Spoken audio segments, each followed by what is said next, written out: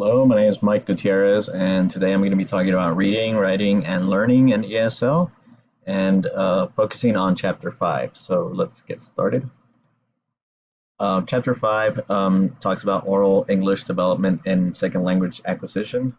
One of the things that they mentioned was how English learners, the four processes that English learners use to pick up a second language, like English, sorry, and that's listening, speaking, reading, and writing.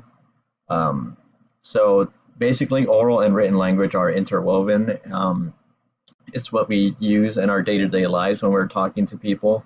One of the examples provided would be, for instance, if we're reading a news article online, and obviously that takes reading and reading comprehension. However, our findings we tend to discuss with a friend or somebody who's next to us, just to have a debate or sort of talk about our findings. So we're always using these two at the same time, and at an early age, that's how students interact with each other, through talking and practicing their language skills like that.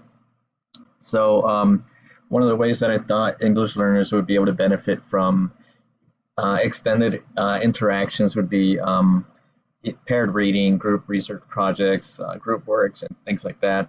And then it goes into the social function of talking. So how our language changes depending on context in which we find ourselves. So for instance, when we're having a casual conversation with our classmates, we're not really concerned about being entirely grammatically correct or academically correct either. So when you're at a job interview or when you're doing one of these presentations, you try to use language that's more precise, academic language, which we're going to be getting into shortly.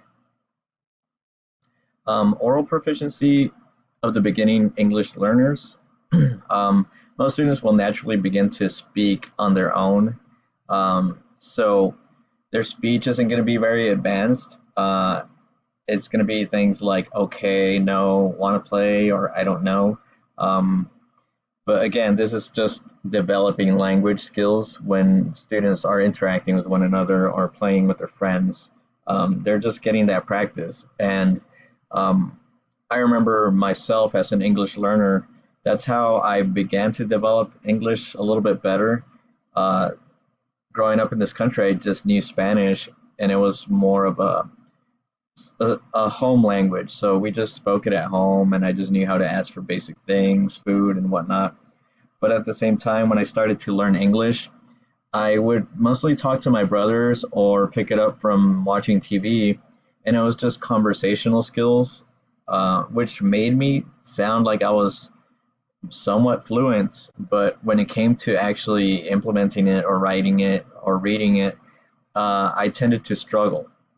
So one of the ways where we can make learning a lot easier for our ELs is to provide a buddy in the classroom, a learning buddy.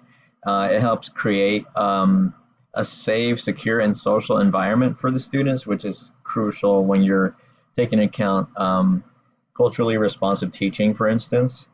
However, providing a buddy is essential for English learners because they get that practice that they need. For instance, if they have to pair up in groups and discuss a reading or come up with an answer to share out loud with the classroom, they're going to be able to say it in their head and rehearse it, but then also repeat it to their peers and maybe get some corrections there before they can actually speak it out loud to the entire class. And creating a safe environment is key, especially for English learners, I find. Especially with myself, I didn't want to be wrong. I don't think any student really wants to be wrong or feel like, they're going to be laughed at. But also, English learners like myself have an accent, and it's just a little intimidating when you hear someone who's a little more proficient or just a native speaker share with the entire class, and you don't want to just have people make fun of you. So giving students multiple opportunities to engage in practice and language development is key. And as always, more exposure and practice makes perfect. Um, Lastly, academic language features of social studies. I chose to focus on this because I'm a social science major. So one of the things that we're going to have to focus on are going to be the National Council of Social Studies standards. Of course, we have to abide by these standards as social studies teachers, which would be emphasizing things like evidence-based learning, civic duty, and looking at primary, secondary sources and things. But we're also going to have to look at our Common Core standards, which emphasize oral and written language, and that spans throughout all of the disciplines. So we're going to be expected to help address these key issues with our English learners because they need to develop oral and written language skills in order to be successful in your history classes and your government classes and English and science, all of those all those classes. So what does this mean for English learners? It means that we're going to have to sort of be able to facilitate learning but of academic language. So just providing sort of scaffolds and extra assistance for our English learners so they can be familiarized with language that's going to be found in, for instance, the social sciences. They might be proficient in speaking and communicating, but when it comes to terms such as industrialization, constitution, and things that aren't just everyday language, we're going to have to be mindful of that and help define it, help provide these new concepts and ideas in different ways, whether it be visual, auditory, just engage student learning in a variety of ways. So one of the key examples here that was provided, I think is always a good one, is think, pair, share, as I already alluded to. When you give students the time, for instance, let's say you have a graphic organizer with a primary quote, and you're asking students to analyze it and just be able to present it in class, talk about their findings or their opinions about it.